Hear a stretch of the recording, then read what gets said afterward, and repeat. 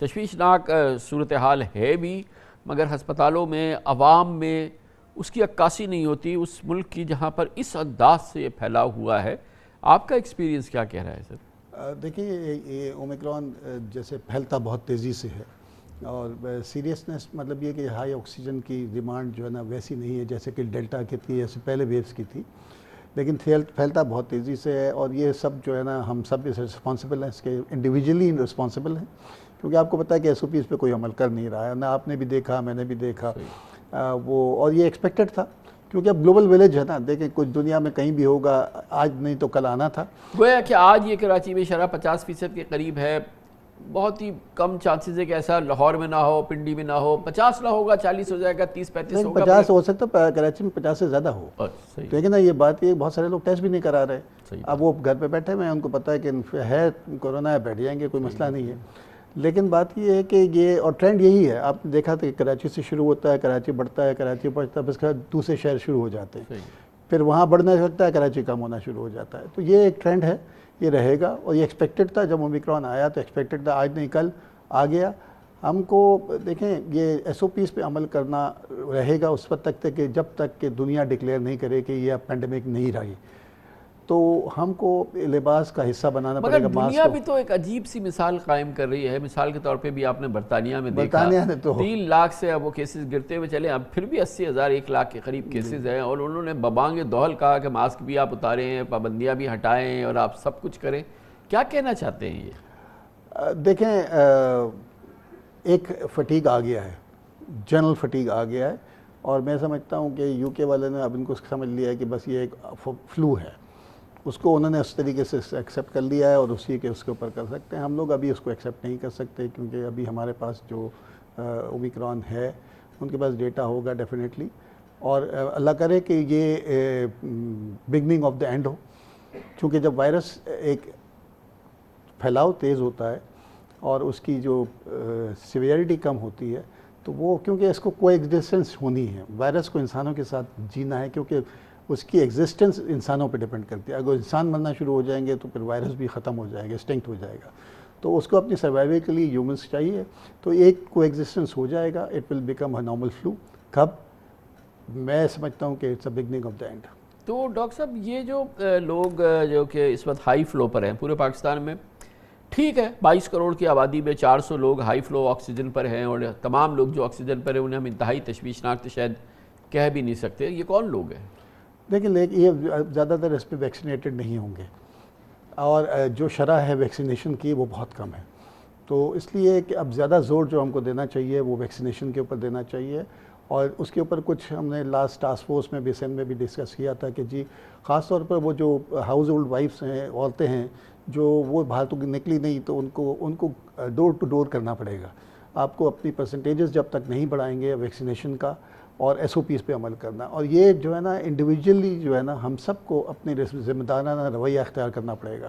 ہم اگر ذمہ دارانہ رویہ اختیار نہیں کریں گے، کسی قسم کی سختی کوئی نہیں روک سکتی اگر ہم تیار نہ ہوں اس چیز۔ ڈاکٹر صاحب کیا فیڈ بیک کیا ہے؟ کراچی میں 50% کی شرح کے قریب ہم پہنچے ہوئے ہیں، آئی سی یوز کی کیا پوزیشن ہے پبلک ہاسپٹلز میں، انڈس میں؟ دیکھیں ابھی کچھ تھوڑا پچھلے ہفتے کے مقابلے میں تھوڑا بڑھا ہے، لیکن ویسے سچویشن نہیں ہے، لیکن الحمدللہ جو پچھلے سال میں ایک جو سچویشن کے حساب سے ہم نے اپنا انفراسٹرکچر ڈیولپ کر لیا تھا، ہاسپٹلز کے اندر آئی سی یوز کی تعداد بڑھ گئی، اے ڈی یوز بڑھ گئے ہیں، تو وہ ابھی وہ نہیں ہے، لیکن اگر اس کو ہم نے ایس او پیز پہ عمل نہیں کیا تو یہ خدا نہ کرے، کیونکہ پرسنٹیجز نمبرز کے اوپر ڈیپینڈ کرے گی، یہ جو اگر آپ نے ٹیسٹ 7,000 کیے ہیں اور اگر یہی آپ کراچی میں 15,000 ٹیسٹ کریں اور یہ 50% ہو تو پھر تشویش کی بات ہوگی، کیونکہ اس میں ہمارے بہت سارے جو ہے نا بزرگ لوگ ہوں گے جو جن کے کوموربیڈیٹیز ہوں گی، تو ان کو اگر افیکٹ ہو گیا تو ان کے لیے وہ جو عام فلو بھی جو نارمل فلو بھی ہوتا ہے تو ان بزرگوں کے لیے جن کے اولڈ ایج والے ہوتے ہیں یا کوموربڈز ہوتے ہیں وہ بھی ان کے لیے سیریس بن جاتا ہے، تو یہ ان کے لیے سیریس بن جائے گا، تو اپنے بزرگوں کی خاطر ہم کو احتیاط کرنا چاہیے۔ کیا فیڈ بیک ہے؟ ویکسین نے تو بڑا سہارا دیا ہے obviously، پچھلے 1-1.5 سال سے پاکستان میں لگی ہیں، اب وہ زمانہ آ گیا جس میں اب اورل پلز بھی آ گئی ہیں اور اب اس کی بات ہو رہی ہے اور وہ استعمال ہوگا، اور جب اس طرح کی وبا ہو یقیناً ویکسین کے بجائے اگر اورل پلز ہوگی تو وہ زیادہ سہارا ہوگی۔ کچھ فیڈ بیک ہے؟ ابھی بالکل ابتدا ہے، یہ ظاہر ہے ابھی ابتدا ہے اور مہنگی ہیں، ابھی کے شروع میں ہے تو مہنگی ہیں، اور اس کے بعد اس کی کوانٹٹی اتنی نہیں ہے، جو ملک نے بنایا ہے تو وہ پہلے اپنے اوپر رکھے گا، اپنے لیے چلے گا. ڈیفینیٹلی جب یہ چیز آ جاتی ہے تو ایک کسی چیز کا ٹریٹمنٹ آ جائے تو وہ ایک اچھی بات ہے. ابھی تک تو ٹریٹمنٹ تھا نہیں کوئی، جو بھی تھا امپیریکل ہوتا تھا. ہم ساری چیزیں ایک لرننگ ہوئی ہے ہماری، جو میڈیکل فیٹرنیٹی کی بھی ایک لرننگ ہوئی ہے، کیونکہ ہمارے لیے بھی ایک نئی چیز تھی. اس میں کافی بہتری آئی ہے. جو یہی کہتے ہیں نا، کسی کو کرونا اگر نہیں ہوا ہے تو ابھی ہو جائے، کیونکہ وہ بات جو شروع کا تھا جب ہماری لرننگ بھی نہیں تھی، اب وہ ہو چکی ہے. کچھ دوائیاں بھی ایسی آ گئی ہیں اور پھر ہم بھی سمجھ گئے ہیں. تو ڈاکٹر صاحب کیا آپ لوگ جو آپ کے ساتھ ماشاءاللہ اتنا بڑا ہاسپٹل، اتنا بڑی فیسلٹیز ہیں آپ کے یہاں جو ہے، وہ کیا پرسکرائب کر رہے ہیں جب آتا ہے سور تھروٹ کے ساتھ، فیور کے ساتھ؟ اپیرنٹلی یہ کیس ہے جی کہ اس کو اینٹی بائیوٹکس ہونی چاہیے، مگر کچھ ڈاکٹرز بڑے سیریسلی منع کر رہے ہیں کہ آپ اینٹی بائیوٹک کی ضرورت نہیں ہے اس میں. یہ صرف جو ہے نا، آپ کو فیور ہے تو اس کے لیے پیناڈول، سمپل پیناڈول لے لیں، اور اینٹی ہسٹامین اگر گلے میں وہ ہے، پھر تھوڑی سی جو آپ گاگلز کر لیں وہ ہے. دوسری چیز یہ ہے کہ اس میں آرام کی بہت ضرورت ہوتی ہے. وائٹامن سی کا استعمال کر لیں اور ریسٹ کریں. اینٹی بائیوٹک کا کوئی رول نہیں ہے.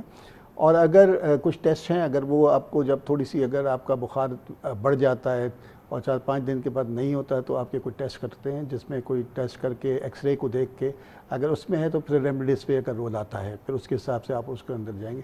لیکن ابھی وہ بات نہیں آئی ہے. زیادہ تر جو ہے نا اپر ریسپریٹری ٹریکٹ انفیکشن پہ رہا ہے، اور یہ یوزلی سیٹل ہو جاتا ہے انہی دوائیوں سے. بالکل ٹھیک ہے. بہت بہت شکریہ، بہت شکریہ ڈاکٹر عبدالباری خان، بانی سربراہ انڈس ہاسپٹل ہمارے ساتھ تھے. تشویش نمبرز کے حوالے سے بہت زیادہ ہے. اللہ کا لاکھ لاکھ شکر ہے کہ مریضوں کی خرابی، یعنی کہ ان کی سیریسنس کے حوالے سے وہ تشویش کا پہلو نہیں ہے جو کچھ عرصے پہلے دیکھا، مگر اس کا مطلب ہرگز یہ نہیں ہے کہ کسی صورت سے بھی احتیاط نہ کرے، کیونکہ کسی وقت بھی یہ مرض جو ہے وہ انتہائی تشویشناک اختیار کر سکتا ہے، تشویش کی صورتحال اختیار کر سکتا ہے. اسی وجہ سے 500 کے قریب لوگوں کو آکسیجن دینی پڑ رہی ہے. کمرشل بریک، اس کے بعد ذکر کریں گے. پاکستان میں اس وقت ایک اور بحران ہے. پاکستان زرعی ملک ہے، زرعی پیداوار ہمارے لیے جینا مرنے کا معاملہ ہے، مگر کھاد کا شدید بحران پیدا ہو گیا. یوریا مل نہیں رہی، کسان در بدر کی ٹھوکریں کھا رہے ہیں. اطلاع یہ ہے کہ بڑی تعداد میں ہماری یوریا سمگل ہو گئی ہے. اس کی بات کرتے ہیں چھوٹے سے وقفے کے بعد.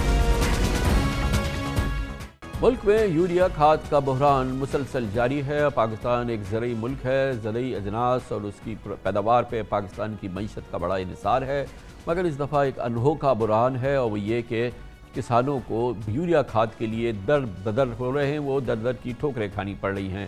اس وقت ملک کے مختلف علاقوں میں گندم کی کاشت جاری ہے، اور یوریا کی عدم دستیابی سے گندم کی پیداوار میں کمی کا خدشہ ہے.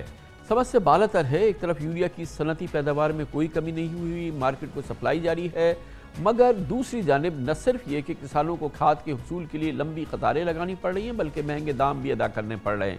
اس وقت کھاد کا ایک بیگ 2500 سے 2700 تک کا مل رہا ہے. 1-1.5 مہینے پہلے جب گندم کی کاشت عروج پر تھی تب یوریا کی ڈیمانڈ بہت زیادہ تھی. اس وقت بھی کسانوں کو یوریا کی کمی اور زیادہ قیمت کا سامنا تھا. اب جبکہ گندم کی کاشت کا سیزن اپنے اختتام کی جانب گامزن ہے، تب بھی صورتحال میں تبدیلی نہیں آئی.